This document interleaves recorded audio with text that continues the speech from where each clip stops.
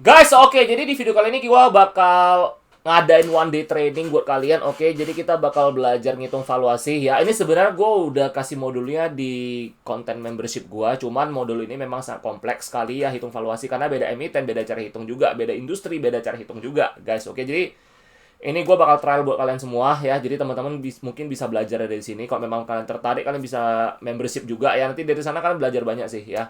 Jadi setiap sektor tuh punya cara hitung masing-masing ya. Ada keunikannya lah ya, oke? Nah, jadi ini sebab gue pengen share buat kalian juga sih. Karena gue kalau tiap malam di live itu gue biasa share kasih teman-teman juga gratis semua di sana ya. Oke. Nah, jadi gue bakal pakai emiten gue sendiri namanya DGIK. Oke, jadi disclaimer on dulu ya. Oke, jadi ini bukan ajakan jual beli suatu saham ya. Oke, jadi kalian ini benar-benar untuk edukasi. Jadi kalian mesti ngerti juga. Oke. Ya, jadi kita nggak usah berlama-lama lagi. Jadi gue juga mau update sih ya. Ini update buat teman-teman yang sering datang ke live gue, yang private sama gue juga, yang membership juga ya. Jadi kita ada update untuk yang hitung cara konstruksi. Jadi nanti kalian coba keep in mind dan catat juga ini note khusus ya. Ya again, gua naik level lagi. Ya again, dan kalau teman-teman nanyakin gua syarat untuk bisa private apa? Kalau mau private sama gua tuh minimal banget kalian mesti bisa baca laporan keuangan. Kalau nggak bisa itu susah banget sih. Gua rasa karena kenapa? Modul gua tuh berat banget, sangat-sangat berat, sangat-sangat advance. Ya jadi gua tuh pribadi berharap kalian bisa baca laporan keuangan dulu, minimal banget basicnya, ya. Dan ini hitung valuasi juga, ini minimal banget ngerti bisnis dan bisa baca laporan keuangan juga. Oke, jadi keep in mind, kita langsung saja masuk ya. Oke, yang memang pengen tanya banyak hal bisa datang ke live gua. Gua live tuh hampir tiap hari Senin sampai Jumat itu jam 7 malam ya. Jadi kan boleh nanya-nanya gua. Oke. Ya, yang bisa mau dihitungin juga bisa. Nanti paling yang VIP-in gua aja lah ya. Oke. Jadi ini gua bantuin kalian dulu. Ya, jadi kalian bisa belajar di sini. Ya, buat teman-teman baru join. Oke, let's go. Jadi kita ini langsung saja ya guys ya, nggak usah banyak berlama-lama ya. Dan ini update juga buat teman-teman yang membership, yang private membership dan yang sering datang live gua ya. Nah, DGIK ini kan konstruksi swasta kita ngomong ya. Dari bisnisnya kita udah ngerti. Nah, ini hari tanggal 23 bulan 11 tahun 2025 ya. Average gue 88, harga sekarang 114. Rasio ini holding rasio gue tuh 35 sampai 10 tahun. Nah, tadi tergantung kalian mau milih yang mana. Kalau gue investor jangka panjang banget, jadi gue 10 tahun. Saham gue 10 tahun gak kemana-mana pun, gue gak ada masalah sih. Ya, karena again mindset ya. Kalian kalau mau ngitung gini, ingat, beda entry, beda resiko. Beda timing masuk, itu juga beda resiko. Horizon untuk kita hold saham juga itu beda resiko juga. Jadi benar-benar setiap orang tuh beda-beda. Even nilai wajar orang bakal beda-beda juga sih. Ya, jadi jangan pernah dengerin pom-poman orang, influencer gak jelas ngepom-pom, ajakin beli saham dan sebagainya. Jadi ini senjata buat kalian untuk gak ditipu orang sih gitu ngomong sih. Ya, jadi biar kalian gak kegocek orang lagi lah ya kita ngomong ya. Oke? Jadi kita masuk. Yuk. Yang pertama kita cari tahu itu ada caranya adalah EPS ya, pakai EPS. EPS itu apa? Earning per share. Ini biasanya cara Pak Lokehong suka nih, earning per share. Jadi boleh dibilang cara gue ini implementasi dari antara perpaduan Pak Lokehong dengan Warren Buffett plus Benjamin Graham juga dari buku The Intelligent Investor. EPS ya, rumus EPS apa? Rumus EPS adalah laba bersih dibagi sama jumlah saham beredar. Oke.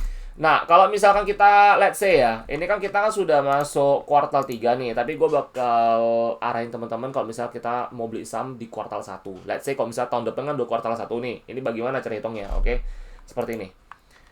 Nah, kalau kuartal 1 itu, kalau misalnya kita mau hitung EPS ya, nah kalau misalkan kuartal 1, cuma ketahuannya kuartal 1, ya udah kali 4 aja. Tapi kalau misalnya dia udah kuartal 2, udah ada kuartal 2, ya udah kuartal 1 ditambah kuartal 2 dikali 2. Oke. Ini kuartal 3. Kalau misalnya kita ketahuan kuartal 3 kayak sekarang. Ini kan sekarang udah kuartal 3 nih. Berarti kuartal 1 tambah kuartal 2 tambah Q3 itu dikali 4/3. Kenapa 4/3? Karena kita sudah memasuki 4/3 kuartal ya. Jadi nanti kalian pokoknya tambahin dulu baru dikali dibagi 3. Oke. Gua buat kurung aja ya biar teman-teman tahu ya. Jadi pokoknya cara hitungan gue juga bukan yang high-end banget gitu loh. Bener-bener hitung-hitung anak TK doang, kata-kata Pak Lokehong. Di investasi saham tuh gampang banget guys, nggak susah cuy. Multi-bagger tuh gampang banget. Cara gue multi-bagger dari cara-cara gue seperti ini aja sih. Nggak butuh insider, nggak butuh apa-apa aneh-aneh gitu, nggak butuh lah. Itu cara-cara tetek bengek itu. Ya. Terus kita lanjut lagi.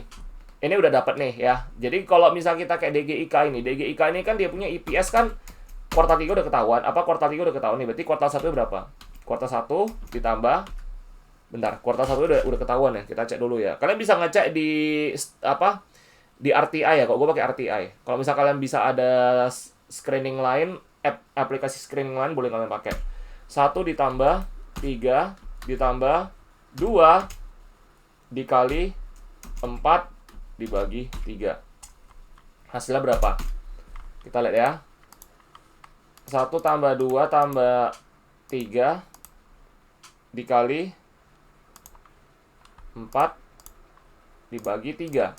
8 dapatnya. Oke, 8. Oke, kita udah dapat 8. Nah, kalau gue pribadi, di sini gue ada cara gue sendiri ya. Gue tuh ada modul gue sendiri. Jadi ada nama konservatif, moderat, dan agresif ya. Again, di sini gue itu kalau cara gue nentuin nilai wajar itu gue bisa nentuin dari dasar jurang banget sampai over premiumnya berapa gitu loh. Ya, jadi gue tuh tahu kalian tuh bakal. Jadi kenapa kok gue tuh gampang banget diagnosa orang kalau bahwasannya lu bakal mokat gitu loh di saham itu, karena gue hitung-hitung gitu loh. Banyak orang VIP sama gue diagnosa dia bahwasannya dia ini udah nggak bisa ditolong lagi sih gitu loh. Yang bisa ditolong, nggak bisa ditolong lagi gue ngomong nggak bisa ditolong lagi sih. Oke, udah macam dokter aja ya. Yuk lanjut ya. Nah, jadi ini kita CMA, konservatif, moderat, agresif ya. Konservatif itu kita pakai PI-nya, asumsi PI-nya itu udah 10 kali ya. 10 kali ini adalah gaya Pak Lo Keng Hong kalau 10 kali. Nah, terus gue kembangin lagi, kalau moderat itu 15 kali PI-nya.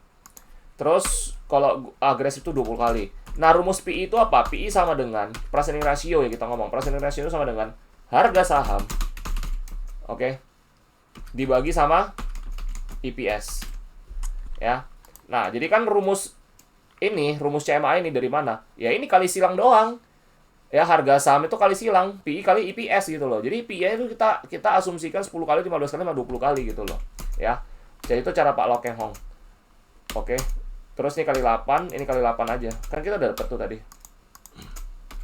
Oke, ini sama dengan ya, oke. Ya, jadi ini berapa? Ini 80. Oke, ini berarti berapa? 15 dikali 8, 120. Oke. Terus 20 kali 8, ini 160. Oke, udah dapat dari EPS. Sekarang kita menuju ke current PE ratio. Ambil TTM ya, teman tapi mesra, asik. Ya, TTM-nya berapa nih? Itu lihat di SB. Di SB mereka, kalau di SB itu dikasihkan platformnya sih. Ya, di SB itu dia kasih kok. Dia kasih berapa itu? Coba kita cek dulu ya. Oke. TTM-nya ya. Kalau misalnya teman-teman yang nggak punya SB atau nggak punya apa, kalian bisa cek dari, bentar ya. Kalian boleh cek dari ChatGPT. ChatGPT juga bisa nge-provide kalian seperti ini sih. Jadi cara pakai ChatGPT itu seperti ini ya, guys ya. Kalian cari, bukan suruh ChatGPT hitung. Itu sesat. Jangan pernah minta ChatGPT hitungin nilai evaluasi nilai wajar. Itu sesat yang pertama.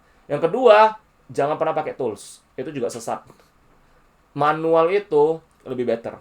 Nggak apa-apa kalian cuma nge-spend waktu 1 jam, tapi hasilnya lebih maksimal daripada kalian pakai cara singkat, hasilnya jong. Oke? Jadi kita tes, buka. Kalau prompt yang bakal gue pakai apa? Tolong tuliskan, ini gue sampai ketik ya, kalau kalian teman-teman mau ikutin.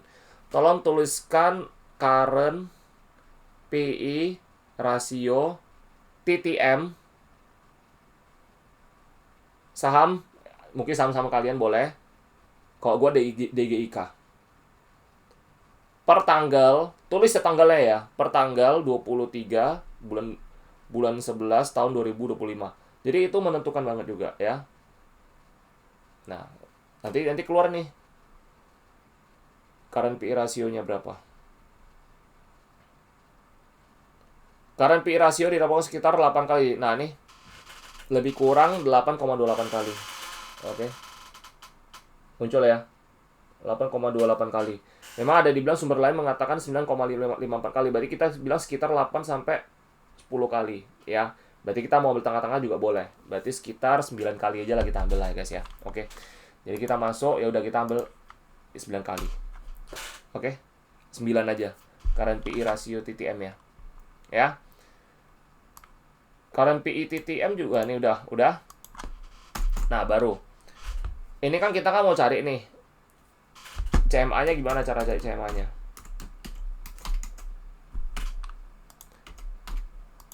Oke. Nah, tapi kalau misalkan teman-teman misalnya contoh nih. Wait, kita lihat dulu ya. Ini mesti konfirmasi lagi nih. Bentar. Jadi ini kalian langsung real life liatin gua cara ngitung nilai wajar perusahaan itu seperti apa ya.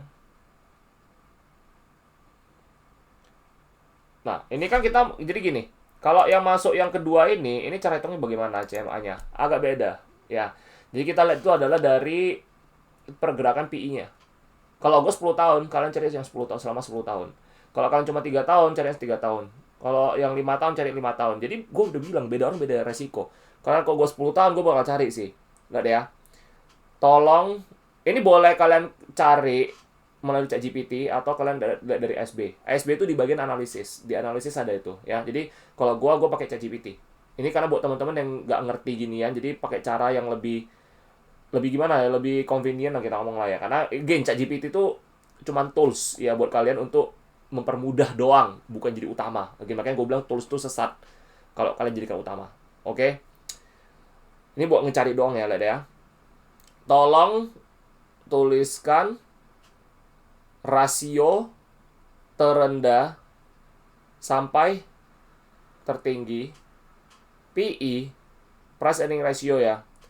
Price earning ratio, price to earning ratio, saham DGIK selama 10 tahun sampai dengan tanggal 23 bulan 11 tahun 2025. Oke. Rasio terendah sampai tertinggi. Price earning ratio. Nanti keluar nih tulisannya. Enggak ada ya. Rata-rata PI 10 tahun ya itu 57,75. Oke, maksimal 0 PI 275. Nah, ini PI dalam 10 tahun berarti 18 minus, berarti kan gini kan. Nah, yang terendah ya kita lihat ya. Kan dikasih lu kayak gini doang nih. Kasih kalian seperti ini doang. Kalau bisa muncul minus seperti apa? Jangan pernah ambil minusnya ya. Jangan pernah ambil minusnya. Bentar ya, detailnya. Mulai dari terkecil sampai tertinggi. Kenapa gua nggak lihat dari SB? Karena gua nggak punya SB. Dan kalau ini yang gue bilang, makanya gue bilang stream itu mereka itu cuman kasih kalian tuh cuma untuk chat doang. Tapi kalau untuk fundamental itu di blur. Makanya gue bilang karena kenapa ya? Ya again lah ya. Lebih banyak orang mau kalian jadi trader daripada jadi investor gitu loh. Oke, tanggal 10 tahun ya. Oke.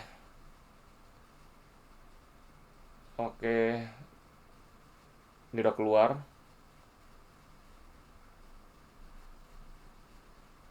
Nah, ini kan negatif nih. Nggak ada ya. Lihat. Ini kan dua negatifnya, ada 330 minus, ada minus 18 ya. Nah, kalau negatif gini jangan pernah ambil. Kalian ambil aja yang positif tapi yang paling terkecil. Nah, PI TTM ini 8-10 kali. Nah, jadi kita ambil yang mana? Nah, ada 91 sama 225.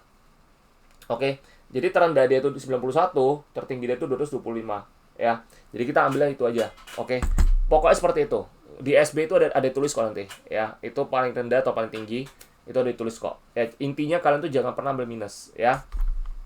Oke, lanjut. Berarti tadi ini berapa konservatifnya? 91 ya. 4. Ini 10 tahun ya. Gue ngitung untuk 10 tahun punya nih. Kita langsung masuk agresif ya. Agresifnya berapa? Berarti 225,19 kali. Oke. Nah, ini cara hitungnya seperti apa? Mediannya itu kita cara seperti ini. Hitung anak TK lagi. Nggak ada ya. Hitung anak TK lagi. 91,04 ditambah 225,19 dibagi 2. Oke, berarti 158 ya. 158,112. 158,12. Oke. Ini kali apa? Kali 9 aja.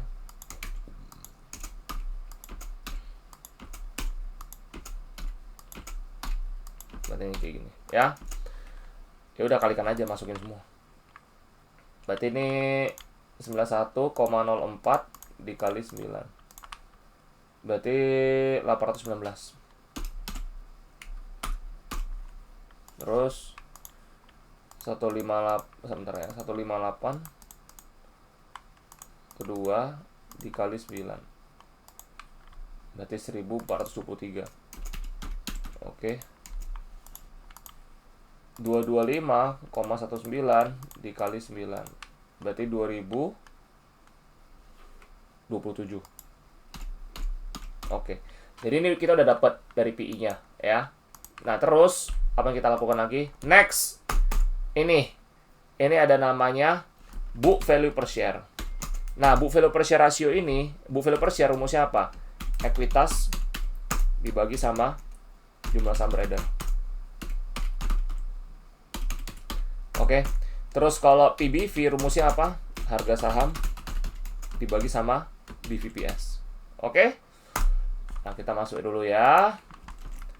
Jadi gue jelasin ya guys ya. Jadi ini bakal lama banget. Jadi teman-teman boleh take a break dulu kalau memang kepala udah panas ya. Nah, ini cara kita lihat tuh seperti apa kalau PBV ini. Ini by the way gue ganti warna aja lah ya biar lebih teman-teman lebih gampang ya. Jadi ada segmen-segmen tertentunya sih. Jadi biar teman-teman gak bingung. Oke. Ini EPS yang earning per share ini semua. Gue gantiin warnanya dulu.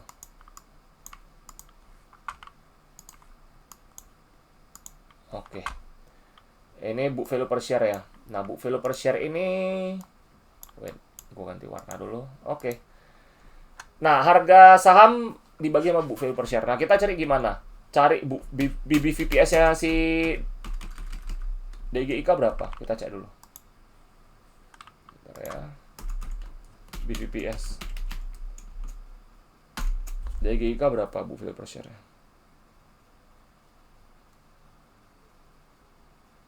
129 ya. 129 book value per share-nya. Jadi kalau kita pakai CMA berarti berapa?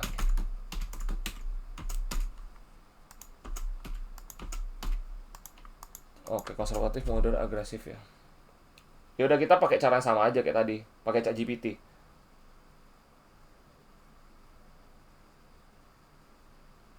Jadi kalau kalian pakai ChatGPT, pokoknya cara itu sama juga ya promnya ya. Masukin aja lagi. Untuk PBV rasio dalam waktu 10 tahun. Dalam waktu 10 tahun ya. Sampai dengan tanggal 23 bulan 11 tahun 2025. Oke, tulis seperti itu ya. Tolong boleh PBV rasio saham DGIK.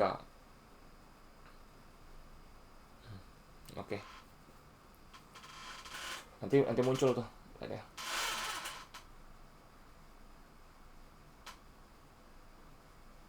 Nampak? Nanti muncul tuh itu hitungannya tuh. Oke. Udah deh ya. Ini cara kita manfaatin AI sih. Ya, jadi AI yang kerja buat kita. Oke. Nggak usah kalau minta tolong AI hitungin nilai wajar, nggak usah. Sesat itu. Karena nilai wajar itu beda orang beda-beda soalnya. Ya. Warren Buffett sampai hari ini jadi triliuner itu pakai manual.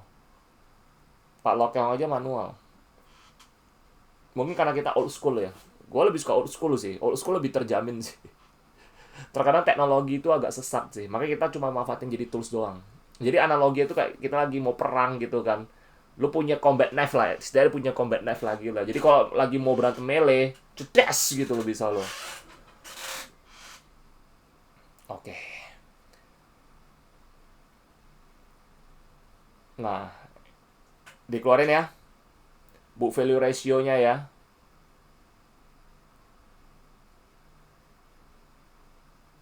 Oke.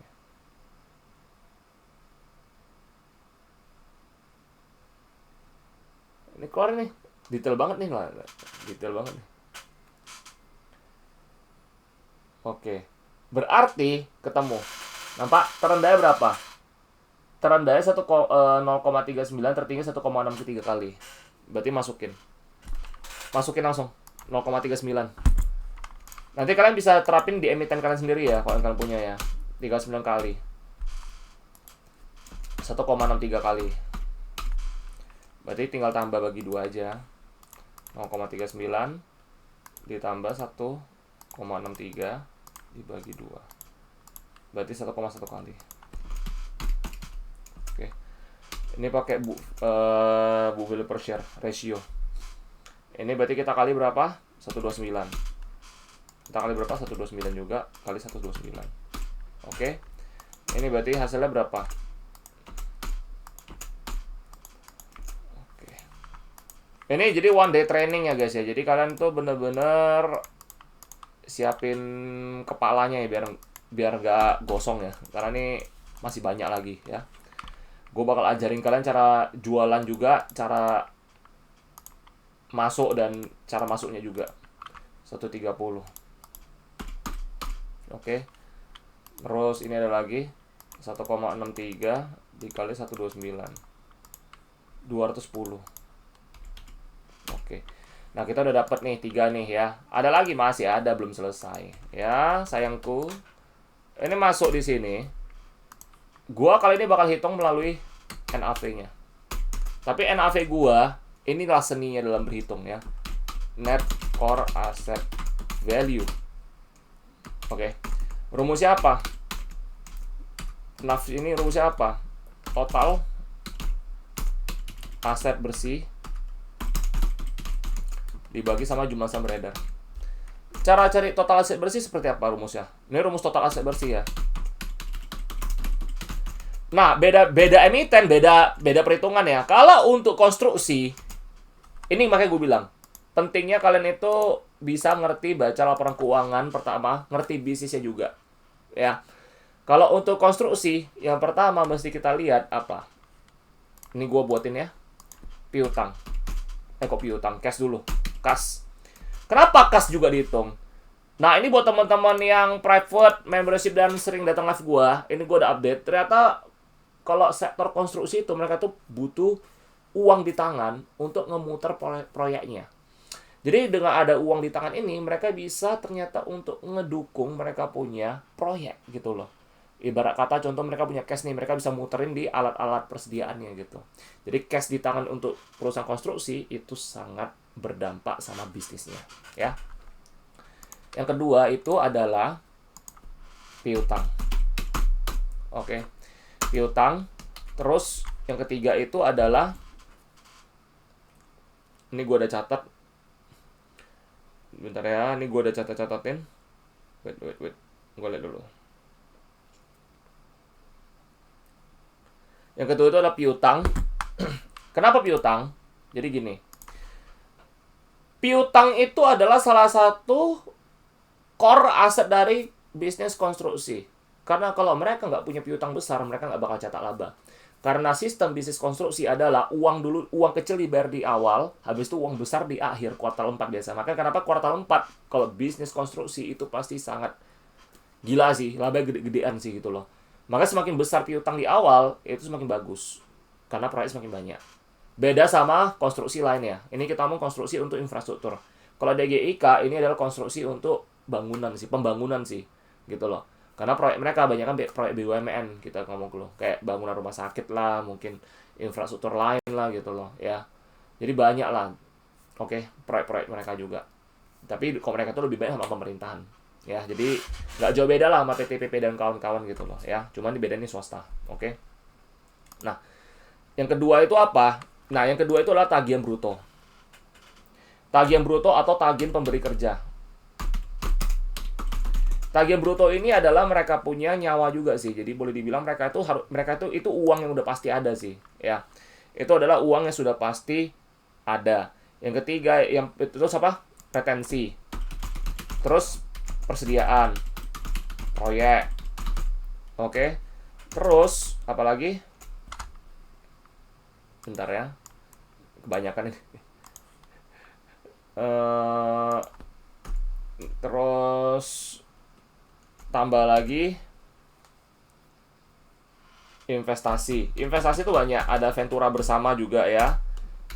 Ini Vivo CI, ini Ventura bersama. Terus properti investasi. Oke. Ini dikurangin sama seluruh liabilitas. Oke. Ya, jadi itu rumusnya. Nah, jadi sekarang buka laporan keuangan kalian. Buka laporan keuangan kalian ya. Bentar. Gue mau buka laporan keuangan gue dulu.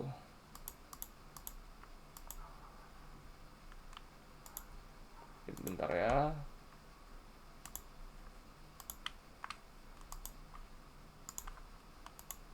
Ya. Ini laporan keuangan gue ya. Gue udah buka di sini.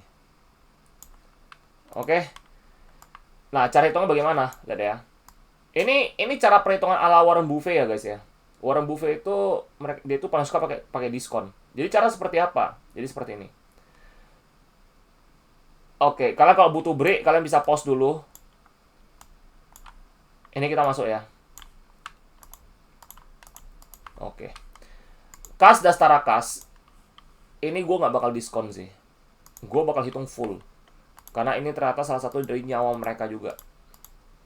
Mereka kalau nggak punya kas Dastara Kas ini, mereka susah untuk ekspansi bisnisnya. Karena uang mereka tuh kebanyakan ngendep di piutang. Oke, ini masukin semua. Ini ditambah sama dana dibatasi penggunaannya deposito berjangka ya. Ini masukin juga. Deposito berjangka itu nyawa dia juga itu. Masukin. Piutang usaha kita masuk nih ke nyawa utamanya. Piutangnya dia. Nah, piutang si DGIK ini totalnya berapa? Totalnya adalah 225, ini 225 miliar kita ngomong ya. Totalnya ini. Oke. Oh, jumlah segini. Pihak berelasi, oke. Kita tambahin aja dulu. Kalau misalnya kalian ragu ya, bisa tambahin aja. Ini tambah 126 dapat segitu nggak? 300-an kan.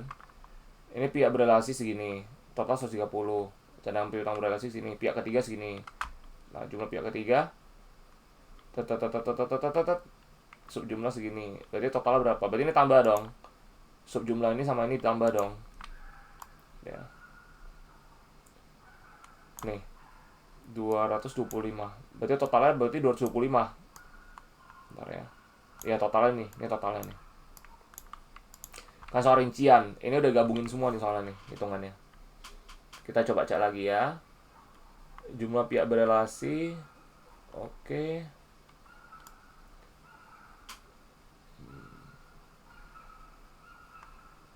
Piutang usahanya.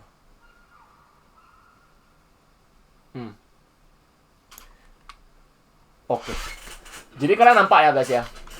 Ini kan ada nih sampai dengan 1 bulan, 1 sampai 3 bulan, 3 sampai 1 tahun dan sebagainya. Nah, ini kalau misalnya di bisnis kesehatan ini berpengaruh, tapi kalau di konstruksi ternyata tidak ya. Cuma memang ada resiko gagal bayar karena kredit macet. Jadi 225948 ini, oke. Bentar kita cek dulu ya. Ini kayak ada penambahan deh. Kita cek dulu, ada penambahan ini. Ini ada penambahan sub jumlah segini. Krono cadangan terus pihak 3, oke. Berarti ini benar. Ini 126 bentar, sorry. Ini 126 3. Karena ini punya pihak berelasi. Nah, jadi cara kalian lihat itu seperti itu ya guys ya. 959. Nah, ini kalian tambah sama pihak ketiga punya. Oke, jumlah pihak ketiga itu berarti berapa? Berarti ditambah sama 61 517 028 231. Berarti dapatnya 197 ini ya, bener ya? Oke. Nah, kalian pakai ini. Ini kenapa bisa jadi 225? Karena kan ada ini, ada tambahan dari ini lagi. Gitu loh. Ada tambahan dari 38 jutanya lagi gitu loh. 38 miliar ya. Jadi intinya kalian tuh kalau misalkan ragu, kalian pakai hitungan manual seperti itu aja. Kalau kita kan yang udah terbiasa, kita bisa ambil ini langsung sih. Nah, ini kalian ambilnya berapa persen? Kalau gue pribadi ya guys ya, namanya piutang itu tetap ada nama gagal bayar, resiko gagal bayar, atau kalau enggak macet. Ya piutang macet, mungkin usia lebih lama lagi jatuhnya gitu loh. Jadi kalau gue seperti ini jatuhnya gue bakal kasih diskon 10-25%. Minimal kalau gue tuh lebih konservatif, gue ambilnya 20% aja sih, lebih tepatnya sih ya. 10% juga boleh kasih diskon ya, berarti kalau misalnya kita ngomong 20%, berarti kita cuma ambil 80% aja sih, tidak totalin semua sih. Ya jadi gue kasih dia diskon. Gue kasih diskon berarti gue ambil 80% aja. Berarti gue ambil cuma segini. Yang gue pulang ya. Gue tambahin ke yang tadi. Yes. Oke, lanjut ya. Piutang usaha, tagihan pemberi kerja bruto ini adalah yang udah pasti ternyata ya. Nah, ini biaya konstruksi, ini semua nih. Ini masukin semua. Ini 294. Ini kalau kita mau lebih konservatif, kita bisa mikirin beberapa resiko ya. Gue paling ambil cuma 80% aja. Ambil 100% itu kalau yang pasti doang. Kalau ini kan pasti ada gagal, gimana ngomongnya? Ada yang macet lah, ada something lah gitu loh pasti loh. Jadi ada yang collapse lah ya. Tapi juga bisnis bisa untung bisa boncos kita ngomong ya. Oke. Tagihan bruto, karena ini tagihan bruto kenapa banyak? Ini banyak banget nih. Ya. Ini banyak banget. Nah, gua nggak bakal ngejelasin terlalu banyak soal bisnis ya. Itu mungkin itu untuk kesempatan yang lain, karena kalau gua ngomongin lagi itu bakal bikin kalian puyeng ya. Karena kita fokus di sini adalah hitung nilai wajar, bukan bahas bisnisnya. Oke, kalau kalian mau tahu alasan gua kenapa ambil emiten ini, gua udah lama juga. Ini kayaknya udah hampir mau 10 bulan juga ya. Ya, kalian nanya di live aja lah ya. Atau kalau nggak salah membership gua ada live cara langsung deh di dalam membership. Kita screening, kita cari tahu, dan gue langsung beli di sana. Ya, nanti kalian boleh cek di membership gue juga. Oke, lanjut. Oke. Piutang lain masukin juga. Piutang lain juga kita masukin. Piutang lain ya. Bentar. Wait. Piutang lain. Ya, ini piutang lain. Piutang lain kita masukin juga. Ini 370, 547, 433. Ini piutang lain, gue ambil cuma 80%. Gue kasih dia diskon 20%. Gue ambil segini doang. Oke. Tambah ini. Oke. Lanjut ya. Piutang lain. Persediaan kita hitung juga, karena persediaan proyek itu adalah dia punya core business. Jadi kalau gue ngomong untuk persediaan proyek, nah ini ternyata untuk konstruksi ini kita bisa hitung semua 100%. Karena semua bakal kepake persediaan proyek ini. Dia bakal kepake, nggak bisa terlalu lama soalnya. Secara bisnisnya kalau terlalu lama, itu bakal jadi defisit ke laba dia nanti soalnya. Jadi dia nggak boleh. Makanya kenapa perputaran persediaan aset dia itu cepet banget itu, bertambah terus kan. Ini udah berkurang, ini bertambah lagi. Nanti ini berkurang lagi nih. Bertambah lagi nanti gitu loh. Jadi memang seperti itu sistem bisnisnya. Ambil 100% nggak apa-apa. Kalau mau konservatif ambil 90% aja nggak apa-apa ya. Bayar di muka, uang bayar di muka. Nah, ini ternyata ini adalah asetnya juga termasuk. Karena konstruksi itu kalau nggak ada uang bayar di muka ini juga susah dia. Ini salah satu dari dia punya aset juga. Nah, uang bayar di muka ini kalian bentar ya. 980 108. Ini bisa kalian ambil ya. Ini bisa ambil 90%.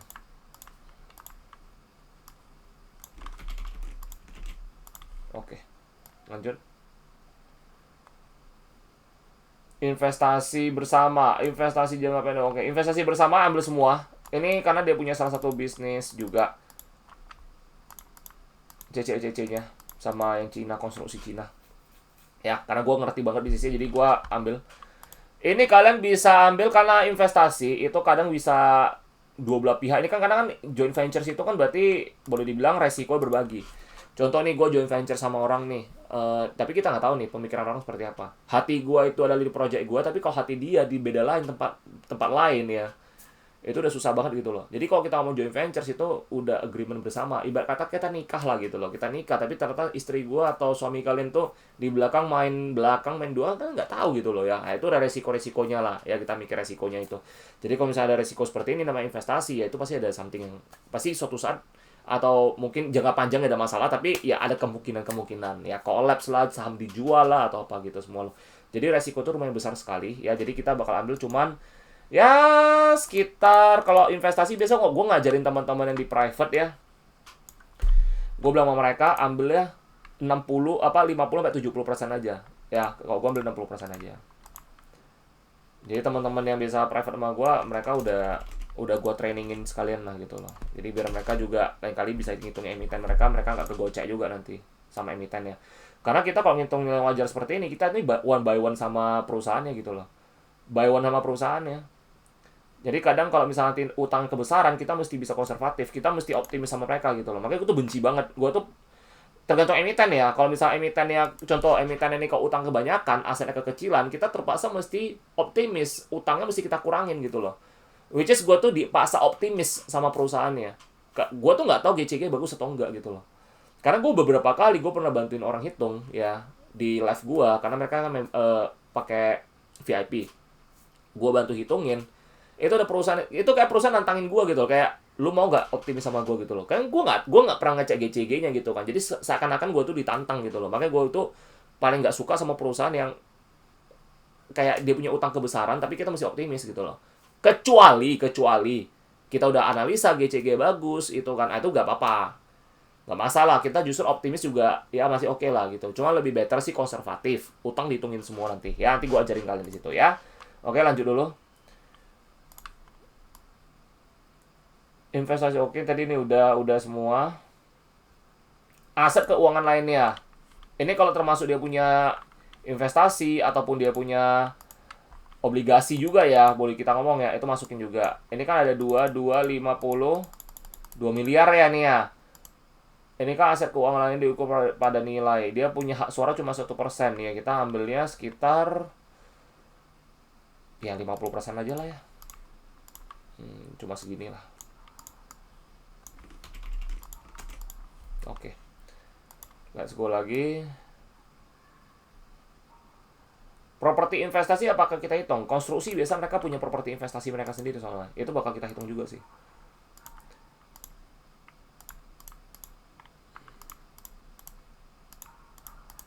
Oke. Ini kita ambil sekitar properti investasi kan, berarti nggak semuanya juga bakal disewakan, nggak bakal ada orang juga, nggak semua kan. Ya, karena kita memikirkan resiko-resiko tersebut, properti investasi, ini mungkin ini salah satu bisnis utama dia juga, kita ambil 80% aja. Gua kasih diskon 20%, ya. Jadi kita ambil segini. Oke. Dia total asetnya sekarang 1 triliun ya. Oke, udah. Aset tetap dihitung. Ternyata kalau untuk konstruksi, ini tidak usah dihitung. Karena ini tidak mengandung nilai apa-apa untuk perusahaan dia. Ya, nggak mengandung apa-apa untuk bisnisnya lah. Jadi kita langsung ke bagian utangnya. Nah, ini utangnya ya. Kita udah masuk ke utang bank. Bentar, kita ke atas-atas dulu. Udah dulu, ada utang apa lagi nih. Nah, utang bank ini habisin semua guys. Habisin semua. Utang itu jangan pernah didiskon ya. Jangan pernah didiskon kalau nggak terpaksa banget. Jangan pernah didiskon. Oke. Utang bank masukin semua, udah kita masukin semua.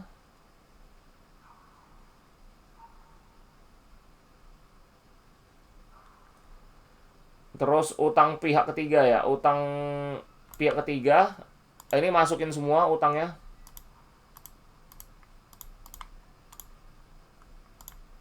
Jangan pernah didiskon ya guys ya, jangan pernah didiskon. Gue ulangin, jangan pernah diskon kalau nggak terpaksa. Selama masih bisa kita kurangin semua. Utang lain-lainnya, utang lain-lain berapa?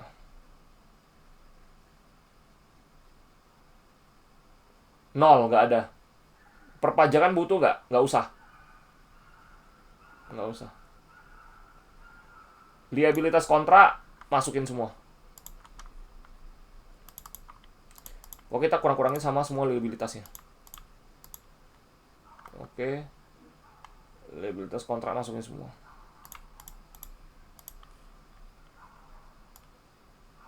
Oke, lanjut. Utang retensi, yes, masukin. Masukin semua. Habisin semua, masukin sama utang-utangnya. Oke. Beban akrual. Yes, masukin semua beban akrual.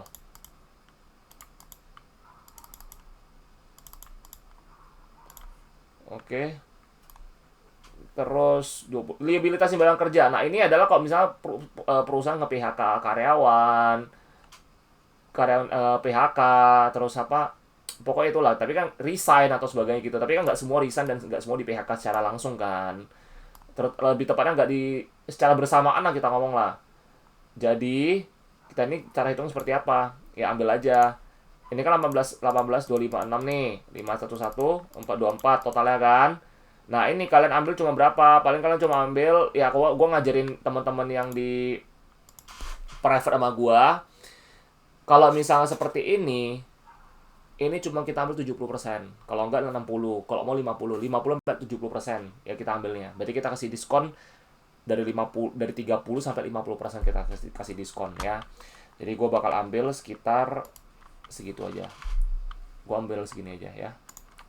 Ini kalikan 50%. Oke. Kita ambil segini aja. Ini dikurangin. Oke. Oke, udah nggak ada lagi. Dan iya. Jadi kita udah dapat ya. Aset bersih dia itu adalah 407 miliar. Ya udah kita masukin aja. Berarti bentar ya. Berarti nafnya berapa? 407 miliar dibagi sama jumlah saham beredar. Jumlah saham beredar dia berapa? Kita cek dulu DGIK. 5 miliar lah, 5,54 miliar billion. Berarti sama dengan bentar ya. Dibagi sama 554. Dapatnya 73 per share. 73 per share. Oke. Nah, teman-teman sekalian, jadi teman-teman dari sini apakah udah selesai belum ya, teman-teman ya? Ini justru adalah metode lain lagi. Ini ekstra dari NAV ini. Ya, kita lihat ya. Jadi teman-teman kalau misalnya teman-teman itu ragu mau lihat apakah perusahaan ini bagus atau enggak, perputaran asetnya, kalian bisa lihat dari sini ya. Price to NAV sama dengan rumus price to NAV ya. Harga saham dibagi sama NAV. Oke. Again gue bilang kan gue udah bilang harga saham beda, orang tuh beda-beda cuy. Tiap orang beda-beda. Kalian masuk di mana? Ya udah. Ke harga saham ini gue pakai average. Average gue 88. Berarti 88 dibagi sama 73. 88 dibagi sama 73 berarti berapa? Kan average gue 88. Jadi kita ambil 88. Average kalian mungkin beda-beda, beda orang beda ya. Bagi 73. 1,2 kali. Nah, 1,2 kali berarti secara perputaran aset ya, aset dia perputarannya itu bagus banget. Cepet 1,2 kali. Di atas 1 kali itu bagus, di bawah 1 kali itu kurang bagus. Tapi nggak selamanya jelek juga. Kenapa? Ada satu cara lagi, gue ajarin kalian ya. Satu lagi caranya adalah nama TATO ya, turn asset turnaround ya. Jadi sales dibagi sama net core asset bersih ya, net core asset atau NAV-nya atau net core assetnya gitu loh ya. Aset bersih lah kita ngomong lah. Total aset bersih. Oke. Salesnya berapa? Cari salesnya berapa. Salesnya itu adalah 627 miliar. Oke. Dibagi tadi berapa? 407 miliar ya. Ya udah. Berarti kita ambil aja nih. Bentar. Berarti kalian ambil aja nih. Hitung tadi aja. 627, 56. Kan miliar nih. Dibagi sama yang tadi ini. Bagi sama ini. Dapatnya 1,5, 4 kali. Wow. Berarti perusahaan DGIK ini perputaran asetnya sangat efisien. Yang pertama, kemampuan dia untuk membalikan aset dia ini jadi laba. Itu bagus banget, 1,54 kali. Di atas 1 kali, itu jatuhnya efisien untuk tatonya. Kalau di bawah 1 kali, itu agak kurang efisien sih sebenarnya sih. Berarti perputaran aset perusahaan kamu itu lambat. Ya, kalau DGIK ini udah hampir 2 kali. Bagus banget sih sebenarnya sih. Ya, oke. Jadi seperti itu. Ya. Nah, cara cari nilai wajar seperti apa sih? Harga ini ya rumusnya ya. Harga saham sama dengan NAV per share. Jadi kita ambil itu ya di atas ya, NAV kita. Dikali sama price to NAV rata-rata industri. Oke. Jadi ini rumusnya CMA juga nih gitu nih. CMA juga nih. Kita cari industri rata-ratanya nanti dari terendah sampai tertinggi gitu loh ya. Rata-ratanya berapa gitu. Jadi kenapa gue pakai CMA ini? Nanti kan bakal tahu. Apa alasannya? Nanti kalian lihat sendiri ya. Ini 70. Ini berarti ini berapa? 73 ya, 73. 73. Nah, gue mau nanya juga sih. Kalian bisa cari tahu juga. Kalau kalian beli saham ini kemahalan atau enggak. Cara seperti apa? Valuasi ya. Kebalikan dari price to NAV. Berarti apa? NAV dibagi sama harga saham. Oke. Ini kalian deteksi dulu nih. Kalian beli under value atau over value. NAV-nya berarti berapa? 73 kan? 73 dibagi 88. Oke. 3 dibagi 88. Berarti 1 kali. 0,8 berarti 1. Berarti gue ambilnya tuh udah fair value. 0,8. Ya. Nah, kenapa? Note ya. Kalau di atas 1 kali, di atas 1 kali ya, di atas 1 kali itu malah murah. Di bawah 1 kali itu malah mahal. Oke. Kenapa seperti itu? Karena gini, kalau kalian beli misalkan ini 2 kali, berarti kalian tuh beli lebih murah gitu loh. Ya. Lebih murah lah jatuhnya lah. Karena kalian tuh ibarat kata kalau kalian beli aset, kayak contoh misalnya kalian tuh beli 2 kali lipat dari aset yang ada gitu loh. Jadi kayak misalnya lu beli asetnya nih, harga saham segini, ya murah jatuhnya gitu loh. Ya. Jadi kebalikannya aja. Ya. Sekali. Cuma gue jarang sih pakai deteksi ini sih. Nanti gue ada pakai satu cara lagi, deteksi lebih bagus lagi sih. Ya. Bentar. Ini kita kalikan. Nah, ini cari tahu bagaimana. Oke. Cara kita untuk mendeteksi ya. Ini caranya. Cari tahu dulu.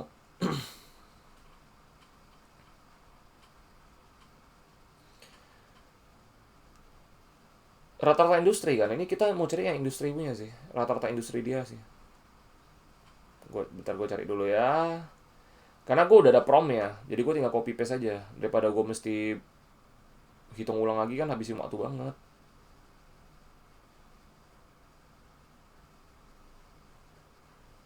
Gue udah ada hitung-hitungannya soalnya. Wait. Oke. Nah, nih, lihat ya. Ini kalian ikutin ya prompt gue ya. Tolong tuliskan rata-rata price to NAV. Net asset, net core asset ya. Valuation. Industri. Nah, kalian cari dari mana RTI. Di RTI itu ada tulisan industri apa. Industri ada kan? Masuk industri terusnya. Heavy construction and civil engineering. Masukin. Industri. Heavy construction and civil engineering.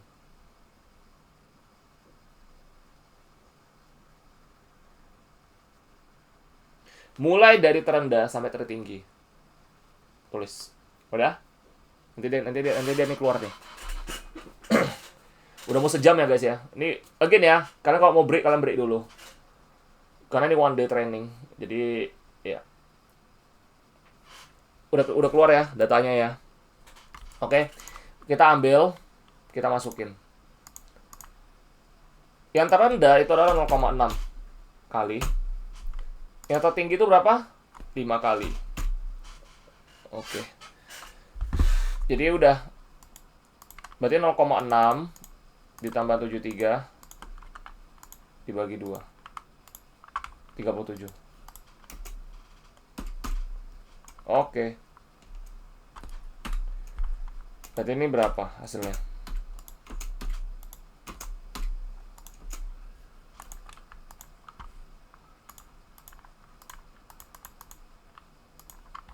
(44) 73 kali 3,7 210. 73 kali 5 395. Oke. Udah dapat ya. Nah, ini kita udah dapat nih NAV-nya nih. Ada lagi, masih ada guys ya. Jadi ini cara nih sebenarnya cara untuk kita, karena gue tuh konservatif banget. Jadi cara gue semua konservatif ya. Nanti kan bakal tahu maksud gue apa. Lihat ya. Yang ke 1 2 3 1 2 3 4 5, yang kelima tuh kita dari cash flow per share atau CFPS. Rumusnya apa CFPS? Arus kas operasi dibagi sama jumlah saham beredar. Arus kas operasi dia berapa? Kita cek dulu. Arus kas operasinya. Arus kas operasi kalian bisa lihat dari nama operating profit ya. Operating profit itu 18 miliar, 18,65 miliar. Dibagi sama jumlah saham beredar 5,54 miliar. Berarti total berapa? Masukin semua tuh.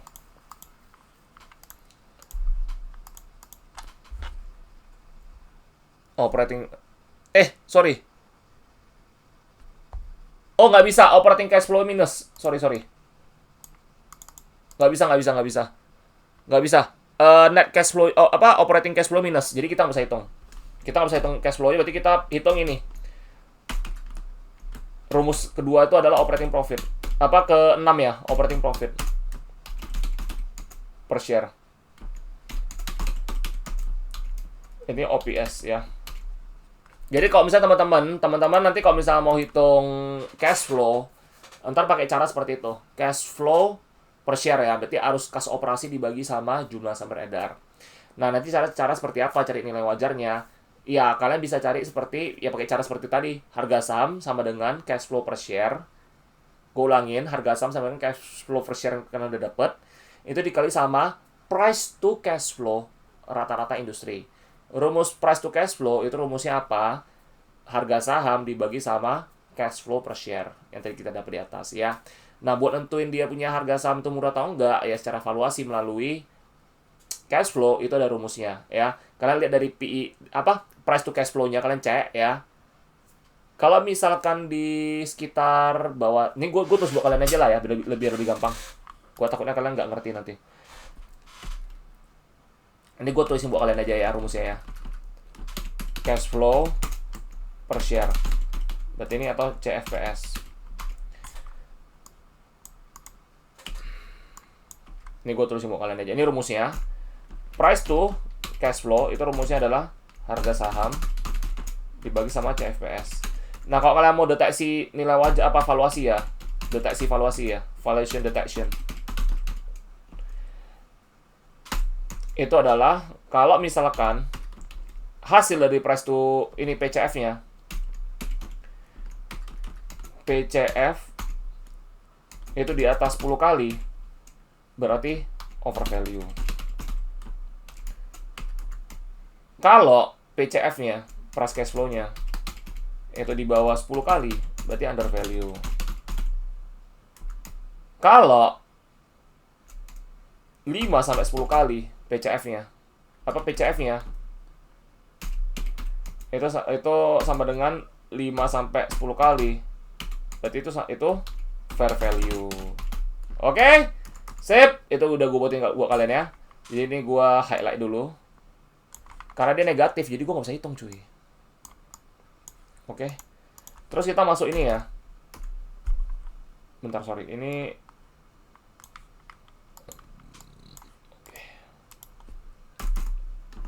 operating profit per share.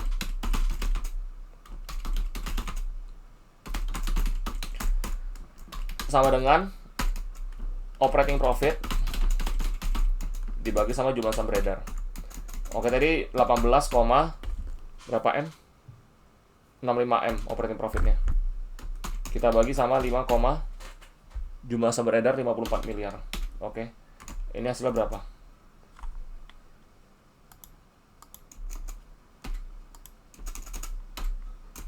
Ini hasilnya adalah 65. Wait. 18 miliar tadi ya. Oke. Dibagi sama 5 miliar ya. Oke, sorry, bentar. 18, 6, 5. Oke, dibagi sama 5. Dapatnya 3 per share.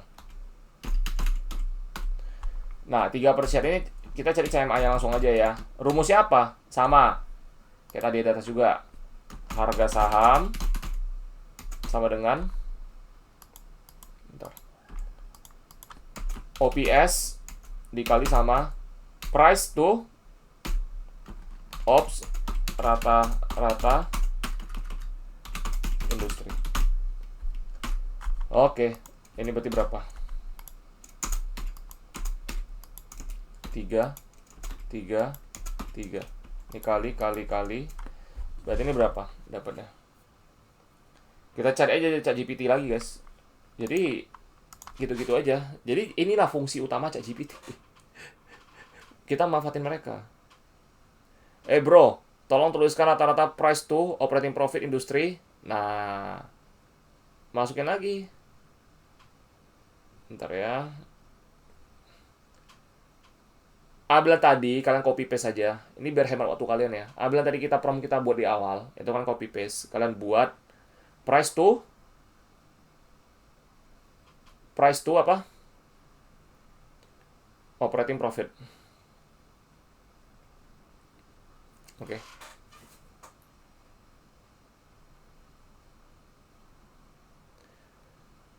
Oke. Jadi ini ada terendah 5 kali. Terendah 5 kali. Tertingginya 17 kali. Oke. Berarti ini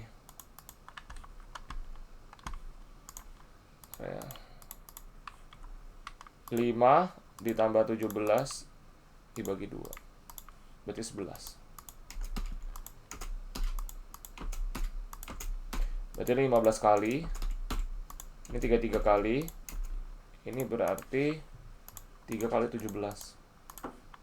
51. Oke. Nah, kita udah dapat semua nih guys ya. Udah dapat 5. Oke. Cuman ada satu cara lagi. Ini cara backup. Tapi ini cocok untuk perusahaan konstruksi. Cara apa tuh namanya? Sales per share.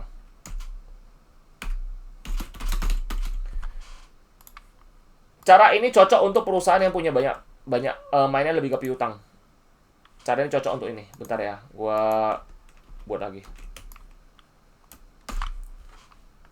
Ini gua operating profit tadi. Ini gua ubah warnanya dulu lagi.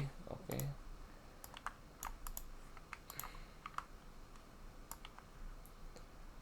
Ada nama ini sales per share. Cuman ini cara ini agak backup ya. Ini backup plan ya. Kalau ini gue bakal pakai sales per share. Karena dia tuh lebih mainnya ke piutang soalnya. Jadi gue bakal pakai cara ini. Jadi kita tuh jadi investor gak boleh mati akal guys. Jadi investor tuh gak boleh mati akal cuy ya. Gue ajarin kalian untuk tidak mati akal. Bentar. Kita jangan mati akal. Ini kenapa sih? Gua sih udah mau beli PC baru sih guys, sumpah. Sales per share. Ini kayak gua nggak sempet deh ngajarin kalian cara beli dan jual. Tapi nanti gua singkat aja lah ya. Gua singkat aja. Nanti gua kasih kalian catatan juga di sini.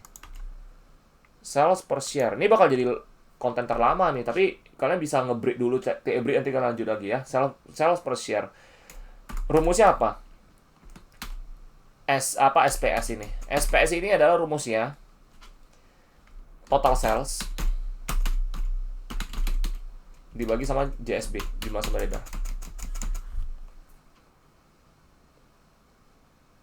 Total sales dia berapa? 627 billion dibagi sama 5,54 billion. Berarti secara sales dia ini berapa? 627 miliar dibagi sama 5,54. Berarti 113 per share. Oke. Nah, ini baru kita konservatif. Cara sama, harga saham sama dengan SPS dikali sama price to price to sales rata-rata industri. Oke. CMA.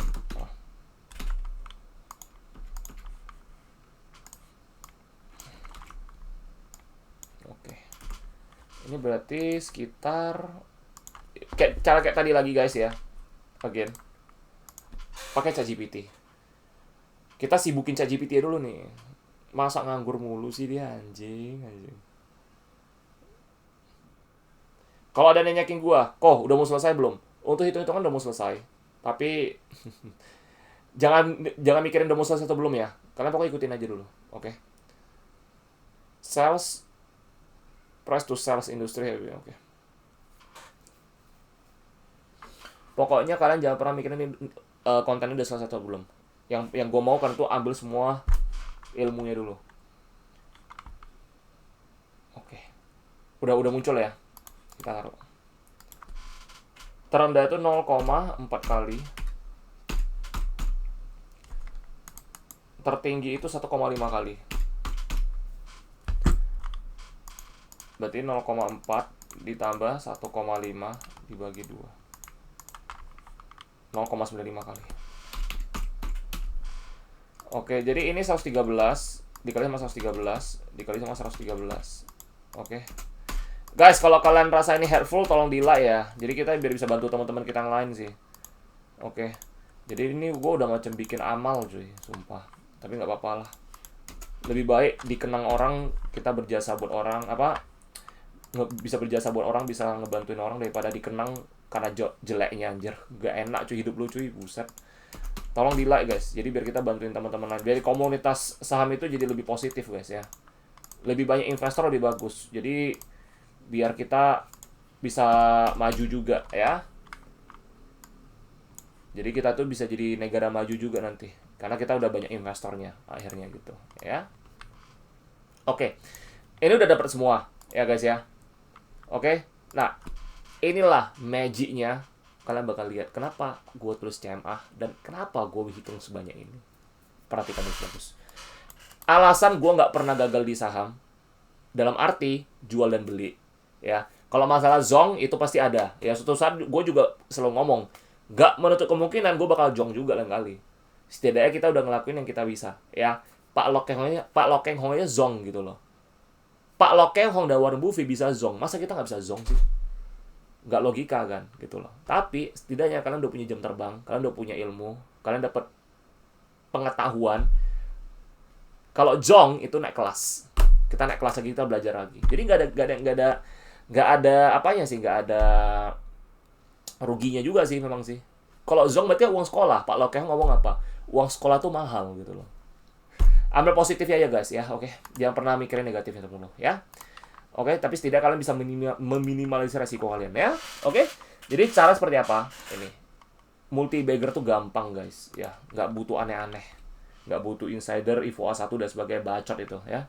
Tetek bengek itu, tempe bacem. Oke, ini gue bakal memperpanjang size canvas gue dulu deh. Kayak lebih lebar lebih enak sih. Nah, ini gue udah lebarin nih. Lihat ya. Here is the magic. Gue bakal ambil ini. Bentar. Here is the magic.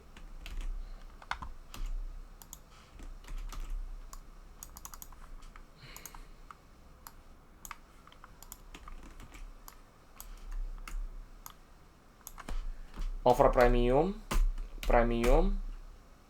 over value, fair value, under value, bottom, sama dasar jurang. Oke. Lihat ya, bagus-bagus ya. Si DGIK ini gue matiin dulu ya, dia punya kalkulator ya. Wait. Oh nggak apa-apa lah, kalkulatornya gue taruh di sini dulu aja. Nanti karena masih pakai kita soalnya. Oke, over premiumnya berapa? Cari di sini. Cara cari seperti apa? Cari paling tinggi. Tertingginya berapa? 2027. Tertinggi kedua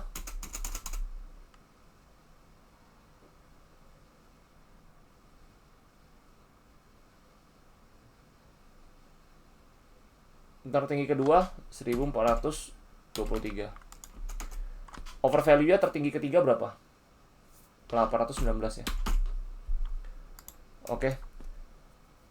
Jadi under value seperti apa kita cari? Nah, kita nentuin dulu jurangnya berapa. Jurangnya berapa? 15. Berarti FCA. Kenapa gue taruh jurang? Nanti gue jelasin. Under value itu adalah terendah ya. Terendah tertingginya. Terendah tertingginya berarti berapa? 129 ya. Kita cek dulu 120. 130, 120, 170, 107, 107. 107 ada lagi nggak nih?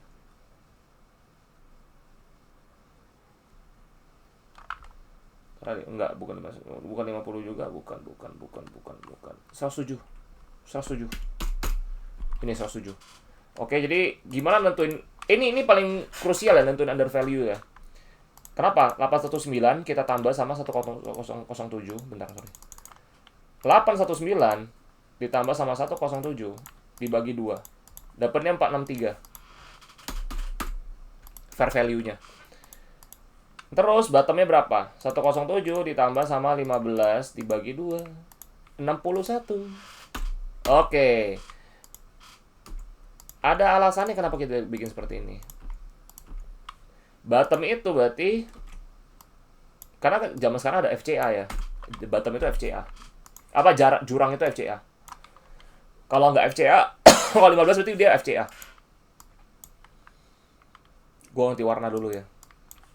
Di FCA. Nah, average gue berapa? Average gue 88 ya. Ini AVG gue. Average gue 88. Makanya gue bilang beda orang beda-beda. Fair value gue di sini, berarti fair value di 463. Wah, asik ini, marginnya gede banget nih. Oke, average gue di situ. All time high berapa? Kita cek all time high dulu. Cara gue ngecek all time high di mana? Bentar, kalkulator. Bentar ya. Kita ngecek all time high dulu di trading view. Bentar.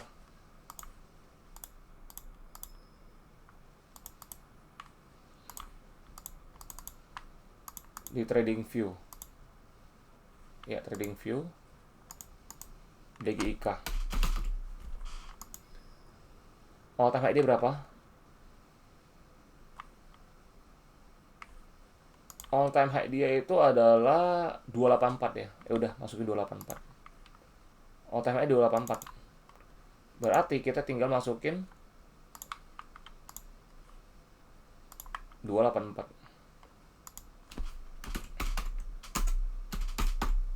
Gitu. Udah selesai belum? Masih ada lagi. Gue bakal cari safe zone. Safe zone. Rumus safe zone itu apa? BVPS dikali sama EPS dikali sama 22,5 kali. Ini gue mesti bikin akar sih, pengakaran ini. Akar kuadrat ya. Karena di sini nggak ada kuadratnya di sini. Akar kuadrat deh nih ya. Karena ini safe zone ini apa? Ini adalah rumus dari Benjamin Graham ya. Benjamin Graham rumusnya apa? PBV dikali sama PE tidak melebihi 22,5 kali. Oke, tidak melebihi. Ya. Ini nggak ada akarnya di kuadrat. Ini udahlah, gua buatin aja lah. Bentar ya. Ini seperti ini. 2. Oke, kuadrat 2. Nah, jadi kita bakal cari hasilnya berapa. dari safe zone-nya. Oke. Berarti book value per share dia 129 dikali sama 8, tadi 8 dikali 22,5. Dapatnya segini 23.200. Oke, di akar kuadrat 2 nih ya. 152. Berarti safe zone dia 152. Safe zone itu apa? Titik aman kalian lah. Titik nyawa kalian itu sana tuh, safe zone kalian itu. Kalau di atas 152 berarti udah mahal. Masih di bawah 152 masih murah berarti gitu loh. Bukan under value ya, tapi valuasinya masih murah gitu. Dari sini gue udah dapet nih strategi gue. Jadi strategi gue tuh bisa multi bagger terus-terusan dan profit maksimal karena gue udah punya hitungan seperti ini. Jadi gue itu udah ngekuasain arena permainan. Lo nggak bakal bisa ngalahin gue. Ya, gue udah tahu semua. Gue udah telanjangin semua. Jadi gue kapan gue mesti average up gue tahu, kapan gue mesti stop average up gue tahu, kapan gue mesti average dan gue tahu. Ya, berarti kalau gue seperti ini, gue selama dia masih belum menyentuh ATH-nya, kan berarti kan gue di sini nih. Lihat ya. Ini gue udah pakai tangan tulis ini. Lihat ya, bagus-bagus lihat ya, perhatiin ya.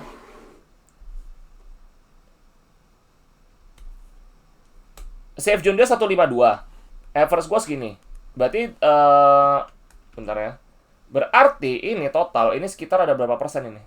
Ini nyaris berarti sekitar 88 tambah 70%. Berarti gue tuh ada sekitar 70-an persen ini. Lebih kurang 70% nih margin gue nih. Margin of safety gue, most gue tuh lebih kurang 70%.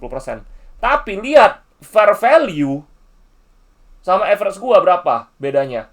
Ini gue udah multi bagger plus ini kalau dia bisa ke fair value-nya nih. Ini bisa 300% lebih nih. Lebih bahkan. 88 tambah 400%.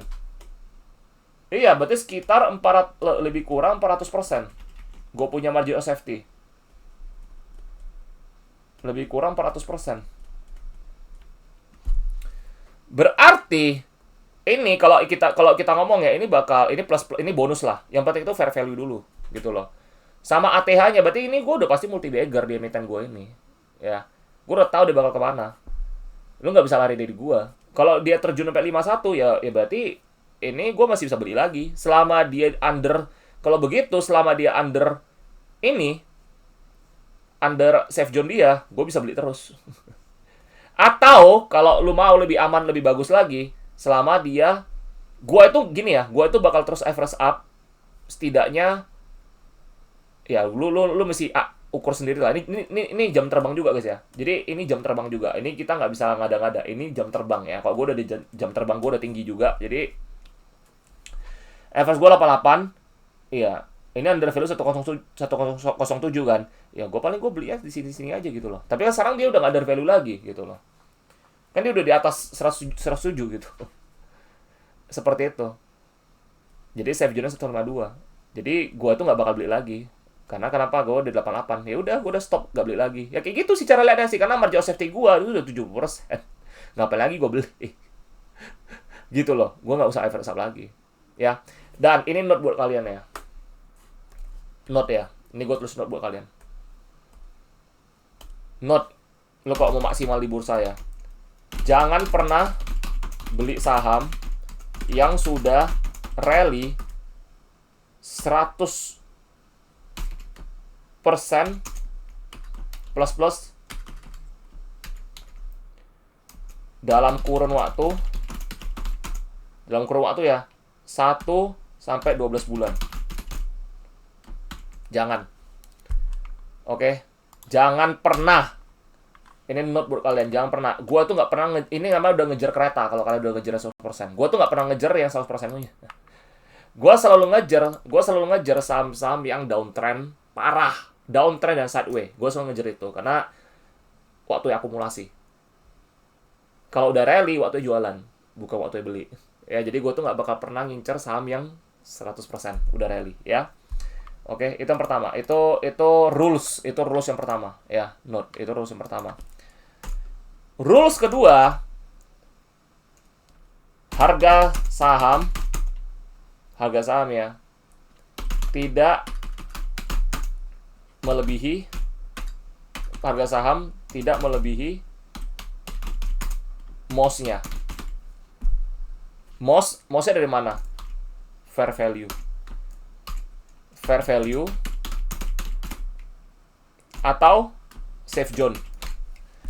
Jadi kalau misalkan dia di atas 100%, kalau di atas 100% tidak melebihi ya 100%. Kalau misalkan contoh nih. Bentar. Ini fair value.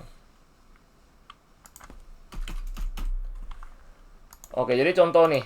Kalau misalkan gue udah hitung nih. Let's say kalau misalkan DGIK itu udah jadi 180, gue nggak bakal beli lagi. Kenapa? 180 sama 17 sama apa? Sama 1007. Untuk average apa kita ngomong? Kok average apa ya? Gue nggak bakal beli lagi. 88 ke 110 itu udah 100% lebih gitu loh. Nah, kalau bisa kita ngomong average itu under value 107. 107. Tapi kalau masih 105, masih boleh kita beli. Tapi kalau misalnya udah 200 lebih, gua sih nggak bakal beli sih. Karena kenapa? Kalau dia udah 200 lebih, under value-nya itu jadi patokan.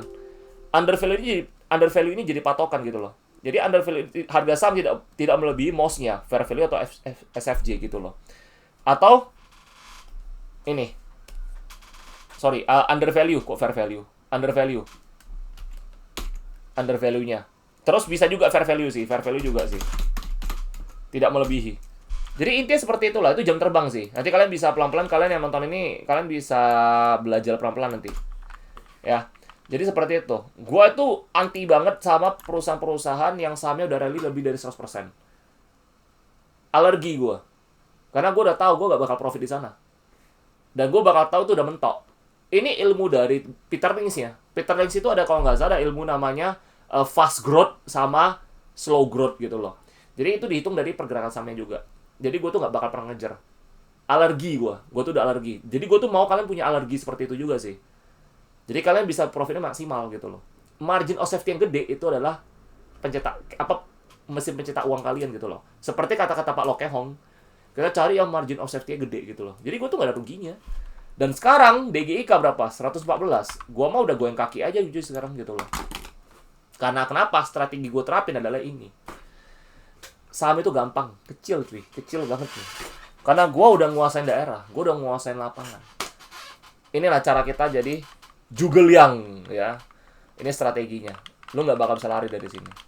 Gue udah tahu semua. Makanya ini juga teknik biar kalian nggak kena pom-pom. Oke? Oke, jadi itu ya guys ya yang mau gue ajarin ya hari ini ya. Ini one day training, udah capek juga kalian pastinya ya. Semoga video gue ini bermanfaat. Kalau kalian memang pengen belajar lebih lanjut lagi, bolehlah cari gue di live gue boleh. Atau lu join ke membership gue juga boleh.